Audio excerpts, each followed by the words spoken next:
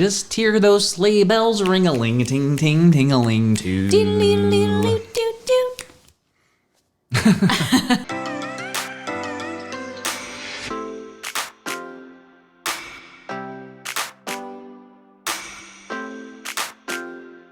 Hey everyone, Dan and Leslie back for another annual installment of our Moving to Orlando update. Well, spoiler, I'm a UCF mom.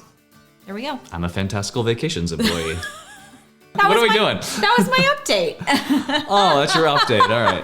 Can you believe goodness. it's been 3 years since we No. moved down here? So, okay, if you're new to the channel, we actually raised our two sons that are now 18 and 13 years old in Oklahoma. And then we decided during the pandemic to quit our full-time jobs, start Fantastical Vacations. So we have this travel agency that we both do full-time now, and moved down here to be close to Disney World, because that's where our business was going to center. It does center around, and it was just perfect to be able to get content, do dining reviews, all of the stuff that we do here on this channel. And honestly, it just made us happy every time we were here. Just made us happy. Yeah. Like some people, they come and they move to Orlando to be close to Disney World, and they try to hide it, and they're like, no, I just, no.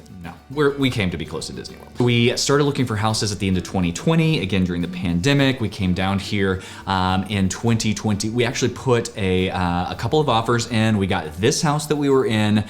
We closed on it. We put an offer in on January, so we were just early enough that we did have to. There were other competing offers, but it wasn't like 50, right, all at once. So we got this in March of 2021, and then we came down a couple times to check on it, but we didn't move until November of 2021. We drove the Uhaul down here, 24-foot Uhaul, 26-foot Uhaul. 26, yeah. So we actually moved twice. We drove a Uhaul down here at the beginning of November 2021, and then right at Christmas at 2021. So we've been here all of 3 years now, and so we're going to update how it's going. So this is gonna be a very brief overview on the YouTube channel. We did spend a lot more time kind of going in depth a little bit further on our podcast.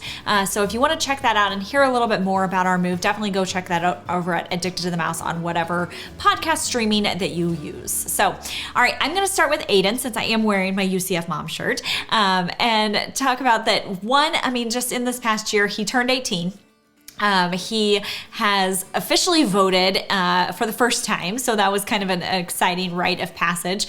And he also started college, so he is going to UCF. He is looking at entertainment management is kind of his focus. He doesn't know exactly if he wants to do theme parks or music or theater or kind of what he wants to manage, but he's definitely getting exposure to all of that right now.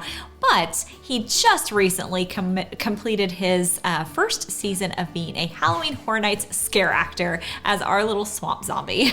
So, of course, one of the things that you worry about when you make a big move like this and you take kids out of whatever they're doing back where you're from, and you try to inject them into a new school system, new groups of friends, and new routines, and all of this stuff, you wonder and you worry that they're going to be okay, right? So, Jennings, our 13-year-old, has done really well. He has found his kind of calling in drama, and so he's actually right now he is at a district drama competition. He was the lead in a couple of plays this year. He was in the middle school musical last spring. I'm sure he's going to do that this spring. He's looking forward to that. So he's making lots of friends and doing really well in drama. Looking forward to seeing him get into high school and where that goes from here. Yeah, I will say that was probably one of our biggest fears moving down here, was their well-being, and both of them have just absolutely flourished. So let's talk about our social circle. So that was one thing, is still one thing that we do miss from Oklahoma, because all of our family and friends we left. My parents live in Oklahoma, your parents live in Oklahoma, your sister, everybody that we have grown up with. I moved to Broken Arrow in 8th grade, graduated high school. We both graduated Broken Arrow High School. We both graduated from the University of Oklahoma. We came back to Broken Arrow to live, just because that's where we knew people and that's where our families were. So it's really interesting to make an intentional move to somewhere where you want to actually build a life, and doing that later in life is kind of weird. But all that to say, we do miss our family and friends back home. How do you think making new friends has gone here? It's gone really well. I think there's something about whenever you move to an area for something. So obviously, like we intentionally moved here, and a huge piece of that was for the theme parks. And you tend to find a lot of like-minded people that also moved here for those reasons, or really, really love Disney and Universal. And so it almost makes it easier to make friends and have new circles because of that, like mutual love for a place. It's also not weird here because so many people move in and move out. It's very transient here. So, I mean, there are people from all over the world, not just, for where we're from, it's like you definitely knew who the new kid was that just moved from outside of Oklahoma into Oklahoma, because there's not a lot of people moving in all the time there. It's definitely different here. So that makes it a little bit easier. And then the other thing I was gonna say is, even if people don't move here, just because of how grounded and rooted we are in the theme parks and cruising and tourism and travel and Disney and all of this stuff, the people that we gravitate to be most like, if they don't live here, they travel here, right? And so a lot of our social circle maybe doesn't live here, and we meet up with them as they're coming into town. And so many people are traveling here throughout the entire year that it feels like that is basically a continual just social network of just different people because of the constant travel throughout the entire year. I mean, Disney's open 365 days a year, right?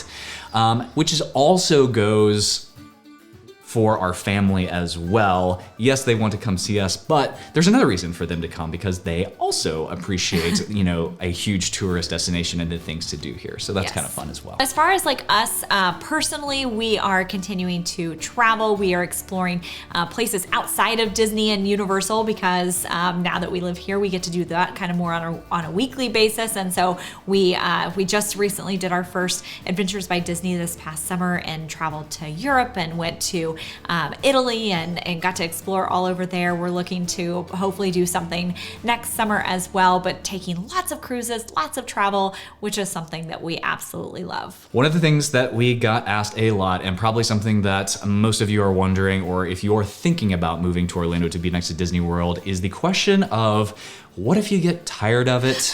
That's one question. Or does the magic change? That's the other question. That's basically the two questions that we get. I think the first question is what if you get tired of it? I think it's kind of a silly question, honestly, because if you're whatever reason for your move to wherever it is you're moving, people move all the time. Family is a huge reason. Work, jobs, that's another huge reason. Like, things change, right? Yeah. So if you get tired of something, then you just don't do that thing for a while and you find something else to do, right? Like, Disney World is not the only thing in Central Florida to do, and especially when your business is centered in Disney World. So we joked about that question a lot, but we did get it a lot. The more interesting question is the one about, does the magic change? And I want to hear your answer. I think we're on the same page, but I would say yes, definitely, with a big caveat. Yeah, so and I think a lot of people phrased it like, well, what if the magic fades? And the magic hasn't faded necessarily. It has changed and evolved, because now and something that we have talked about a lot is whenever we used to look forward to trips down here, the anticipation of those vacations would be a huge part of the magic. But now we don't anticipate going to Disney and Universal necessarily, because we do it on a weekly basis, but we anticipate other things, other travel. We get excited about upcoming new things. So Epic Universe is opening in 2025, and Villains Land is opening sometime, so like we look forward to those things. But as far as like the magic now, we get to, instead of coming and cramming everything into a vacation that's for a limited period of time, we get to go and experience and take everything at a little bit more relaxed and laid back pace.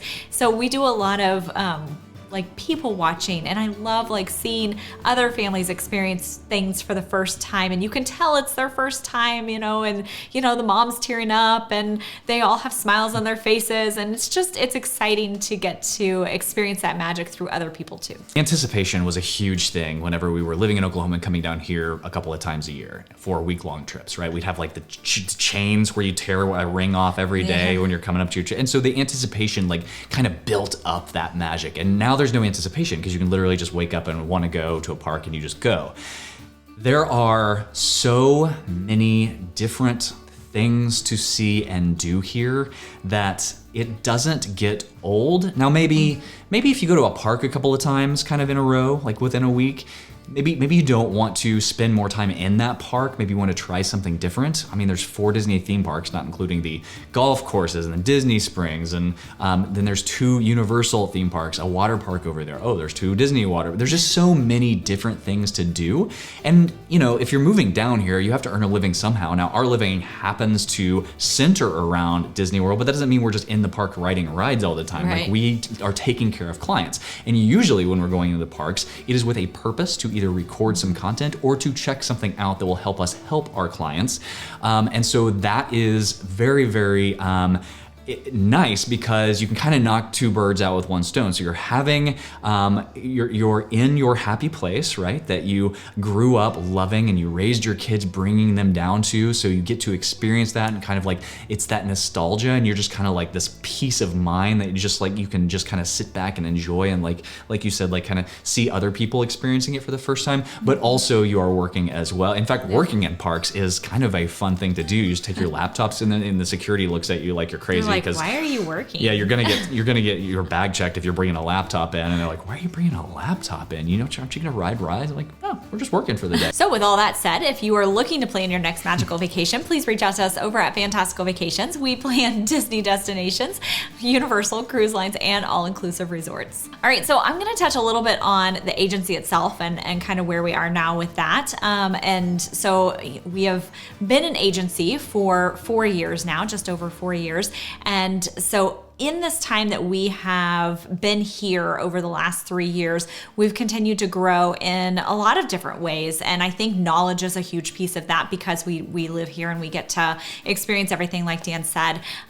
We have become earmarked gold level with Disney, and we are also U preferred gold with Universal. And so those were huge accomplishments for us to be able to succeed in.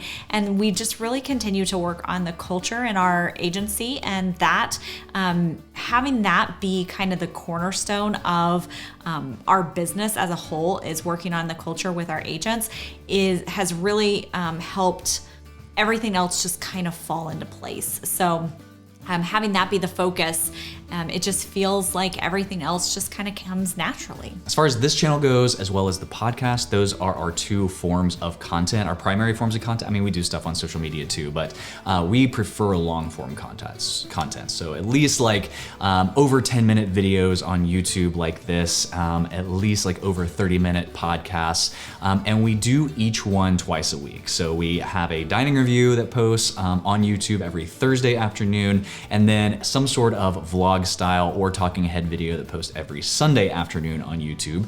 We think that is the perfect amount. We look forward to continue doing 2 videos per week. And then we think the same thing about the podcast. We do 2 podcasts per week on Sunday and Wednesday evenings, and we are going to continue doing that and chronicling our journeys. We have got 1 kid out of the house who will join us for some bigger trips that are coming up. I'll let you talk about those here in a second. But we're also going to start doing couples only trips and maybe just like bring Jennings along. And so that will change a little bit, I think, as kids leave the house and you become empty nesters. It is interesting to see how your life kind of changes and you adapt, and you can kind of bring them back in for certain trips and things. We are definitely still adjusting to being kind of a family of 3 all the time, sometimes a family of 4, sometimes just the 2 of us because they're both busy. So it's a weird little time in life, but it's also really fun to see everything that they're accomplishing and giving us some time to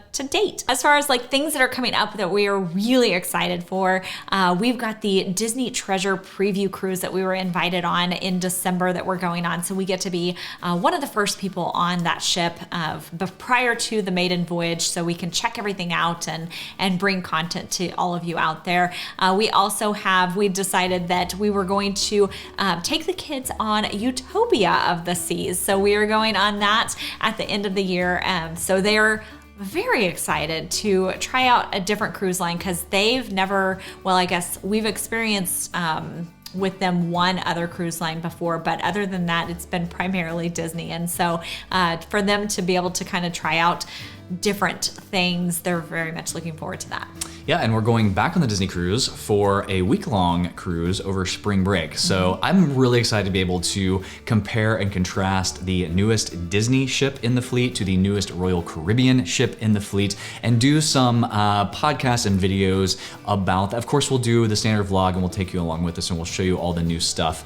But I'm excited to be able to compare those. Yeah. The other thing that we're doing on the Utopia of the Seas, if you saw our Icon review in January, there were a few things that we preferred about Disney, but on Utopia, we actually are staying in a Sky Suite class room, and so we're interested to compare that experience with the concierge experience on the Disney Wish from January as well. So there's a lot of fun content, I think, that we're going to bring to the channel over the next couple of months. And then I alluded to it, but we haven't put anything like any firm plans down, but we are trying very hard to get to Japan next summer.